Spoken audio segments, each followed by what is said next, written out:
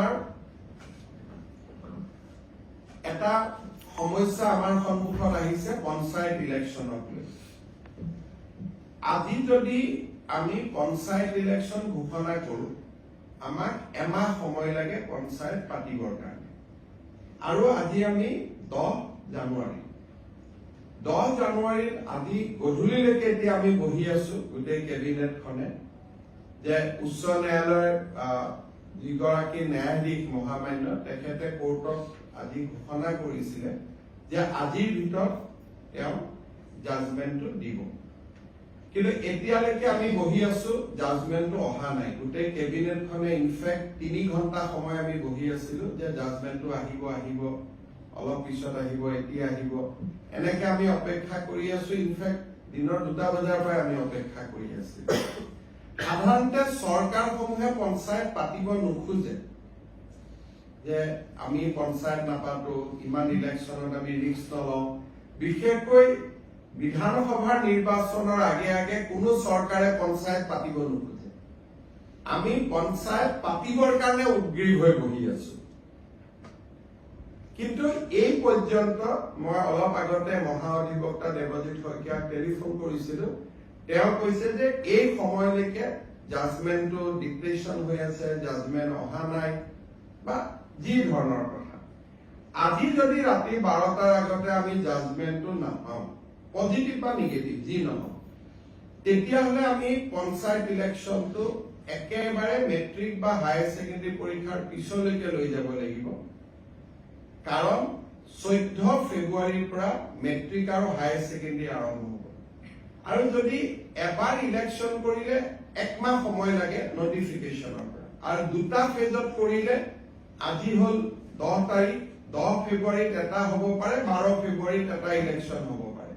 কিন্তু আজি যদি ৰাতি 12টাৰ আগতে যদি হাইকোৰ্টৰ পৰা অৰ্ডাৰটো ওলাই নাহে, আৰু পিছৰ 10 দিনো হাইকোৰ্ট বন্ধ আছে, গতিকে তাৰ পৰিপ্ৰেক্ষিতত মই ভাবো যে পঞ্চায়ত ইলেকশ্যন পতাটো অসম্ভৱ হৈ পৰিব।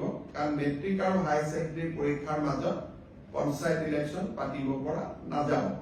গতিকে যিসকলে মোক সুধি আছে যে পঞ্চায়ত ইলেকশ্যন কেতিয়া হ'ব, মোৰ উত্তৰ এইটোৱে যে চৰকাৰে আজি 3 দিন ধৰি, আৰু কেছবিলাক হৈছে অকল এটা কৰিমগঞ্জ জিলাৰ 19খন পঞ্চায়ত লৈ, বাকী অসমখন ইয়াৰ লগত জড়িতই নাই। কৰিমগঞ্জ জিলাৰ 19খন পঞ্চায়ত, লাগিলে কৰিমগঞ্জ জিলাত ইলেকশ্যন নাপাতিলেও হৈ গ'লহেঁতেন। বাকী জেগাখিনিত ইলেকশ্যন পাতিব আমি অনুমতিটো পালে আমি ইলেকশ্যন পাতি দিলোহেঁতেন। এই 12টা বজালৈকে আমি অপেক্ষা কৰিম। কিন্তু আজি যদি ৰাতি 12টা বজাৰ ভিতৰত যদি নাহেগৈ হাইকোৰ্টৰ পৰা, তেতিয়াহ'লে মই ভাবো যে মেট্ৰিক আৰু হায়াৰ ছেকেণ্ডেৰী পৰীক্ষাৰ আগত ইলেকশ্যন হোৱাটো অসম্ভৱ হৈ পৰিব। আৰু এই ইলেকশ্যনত পিছুৱাবৰ কাৰণে কোনে লাগি আছে? কংগ্ৰেছ দলৰ, কৰিমগঞ্জ দলৰ প্ৰাৰ্থী হাফিজ ৰফিজ আহমেদ চৌধুৰীয়ে গোটেই কেছটো কৰি আছে। আৰু তাৰ পৰা বুজা যায় যে গোটেই পঞ্চায়ত ইলেকশ্যন খেলিবৰ বাবে হাফিজ ৰফিজ চৌধুৰী আৰু তেওঁৰ সংগীসকলে সাহস কৰিব পৰা নাই, আৰু সেইকাৰণে কেছটো কৰি পেলাই পঞ্চায়তটো পিছুৱাই আছে। নিয়মমতে পঞ্চায়ত পাতিব লাগে, যে চৰকাৰক বিপদত পেলাম, পঞ্চায়ত পাতি দিওঁ। কিন্তু ইয়াত ওলোটা হৈছে যে বিৰোধী পক্ষৰ একাংশই, কাৰণ হাফিজ ৰফিজ চৌধুৰী কংগ্ৰেছ দলৰ অফিচিয়েল কেণ্ডিডেট হয়, আৰু আন যিগৰাকী অধিবক্তা তেওঁ কংগ্ৰেছ দলৰ দিনতে চলিচিটৰ জেনেৰেল হৈছিলে দিল্লীত। গতিকে 2জন অধিবক্তাই আজিও তেওঁলোকে আৰ্গুমেণ্ট 3 দিন আগত চেজ হ'ল, আজিও 2 ঘণ্টা আৰ্গুমেণ্ট কৰিছে। গতিকে কিহৰ কাৰণে তেওঁলোক পঞ্চায়তৰ কাৰণে সাজু হ'ব পৰা নাই মই নাজানো। কিন্তু তৃণমূলক গণতন্ত্ৰ বচাবৰ বাবে এইবাৰ আমি বহুত কৰিছিলো, পাৰ্টি লেছ কৰি দিছিলো, যে কোনো পাৰ্টিৰ হ'ব নালাগে, যাতে অৱসৰপ্ৰাপ্ত শিক্ষক, অৱসৰপ্ৰাপ্ত ডক্টৰ সকলোৱে যাতে ইলেকশ্যন খেলিব পাৰে, ভাল পৰিৱেশ হয়, পঞ্চায়তৰ পৰা দুৰ্নীতি নোহোৱা হয়। কিন্তু নহওক, আমিতো হাইকোৰ্টৰ ওপৰত মাতিব নোৱাৰো। গতিকে ৰাতি 12টালৈকে অপেক্ষা কৰিম, আৰু 12টাৰ আগত যদি জাজমেণ্ট পাওঁ হ'ব, নহ'লে আৰু এইটো মেট্ৰিক হায়াৰ ছেকেণ্ডেৰীৰ পিছলৈকে পিছুৱাই যাব। তাৰ পিছতো বানপানী আহিব বা বানপানী থাকিব, কি পৰিৱেশ হয় আৰু এতিয়াই ক'ব পৰা নাযাব। আজি যদি 12 তাৰিখে মই ইলেকশ্যন কমিশনকো ৰিকুৱেষ্ট কৰিছো যে আপুনি বহি থাকক, আমিও বহি আছো, কাৰণ পুলিচৰ পৰা ক্লিয়াৰেন্স লাগিব কোনটো ফেজৰ কিমান ডিপ্লয়মেন্ট হ'ব, ডিজিপিও বহি আছে, চিফ সেক্ৰেটাৰী বহি আছে, আমিও বহি আছিলো। যদি 12টাৰ আগত ৰায়দান হয় আমিতো কৰি দিম, কাৰণ যিজন ন্যায়াধীশ মহাধিবক্তাই কোৱা মতে তেওঁ কোৰ্টত কৈ গ'ল যে মই চেম্বাৰত গৈ জাজমেন্টটো লিখি জাজমেন্টটো দিম, কিন্তু এতিয়াতো 8:45 হ'ল, জাজমেন্টটো আমি হাতত পোৱা নাই। যদি 12টাৰ আগত জাজমেন্ট হয় তেতিয়াহ'লে হ'ব, যদি 12টাৰ আগত জাজমেন্ট নহয় উচ্চ ন্যায়ালয়ৰ বিপক্ষেতো আৰু আমি যাব নোৱাৰো।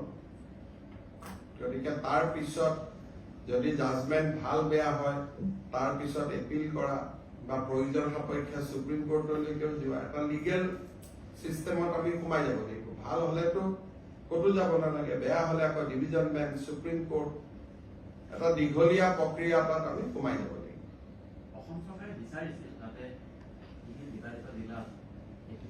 আমিতো কৈছিলো যে যদি 19খন পঞ্চায়তৰ কথা, 19খন পঞ্চায়ত বা সেই জিলাখনেই কমপ্লিট বাদ দিয়ক, আমাৰ এডভোকেট জেনেৰেল তাত আৰ্গুমেন্টটো দিছে। এতিয়া ন্যায়াধীশ গৰাকীয়ে কেনেকে জাজমেন্ট দিয়ে এতিয়াতো মই দেখা নাই জাজমেন্টটো দেখাৰ পিছতহে আমি অপিনিয়ন দিব পাৰিম ভাল বেয়া, যিয়ে নহওক কিয়। আমাৰ মতে নগলে তেতিয়াও কথা, কিন্তু আমাৰ ফেভাৰতো যদি যায় আৰু জাজমেন্টটো কালি পাওঁ তেতিয়াহ'লে ইলেকশ্যন নহ'ব। 12টাৰ আগতে পালেহে ইলেকশ্যন হ'ব, নহ'লে মেট্ৰিক পৰীক্ষা, হায়াৰ ছেকেণ্ডেৰী পৰীক্ষাৰ ইমান ওচৰত গৈ ইলেকশ্যন পাতিলে ছাত্ৰ ছাত্ৰীসকলে সমালোচনা কৰিব। গতিকে যিসকলে মোক পঞ্চায়তৰ পৰা সুধি আছিলে এইখিনিকে মই জনালো। হ'ব।